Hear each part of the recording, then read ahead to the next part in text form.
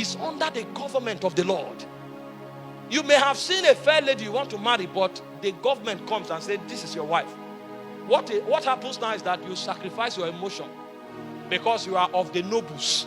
The nobles don't marry because of love. They marry for kingdom.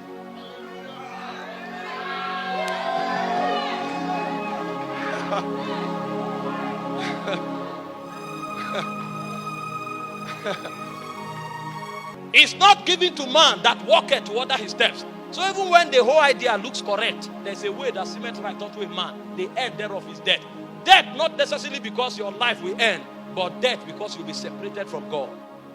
There will be no witness for it in Zion. And if you know that, you can't step out until every step we should take was already written before we were born. The hardest thing to do is to live. But earthly creatures think life is breath.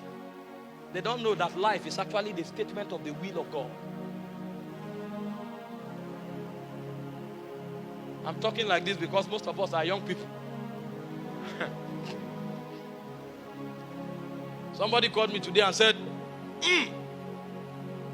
the husband said no, divorce. And the wife said, can you imagine? I said, well, as much as I know, when you enter marriage, it's a cage. You have no choice again. You had a choice before you entered. Now that you have entered, you have no choice. And go and check the Bible. It didn't say marry who you love. You are only commanded to love who you marry.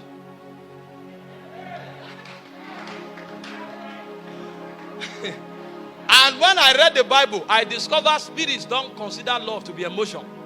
They consider love to be sacrifice. So for the woman, love is submission. For the man, love is sacrifice. So the feeling may not be there again, but it's called marriage. And in marriage, you have no choice. It's taken away. So go back. I said the problem of marriage is one, it's flesh. And the cure of marriage is supply of the Spirit.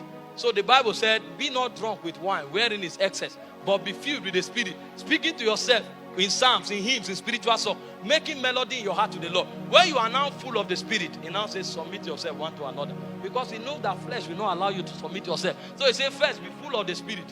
When you are full of the Spirit, it's easy to submit as a wife. And when you are full of the Spirit, it's easy to sacrifice as the man. If you are not, there will be crisis. That's the wisdom of the immortals. He knows that in time, there will be many options. So he banished, he sentenced you. You are a sentenced person. That's why you cannot live your life except as God speaks. The wisdom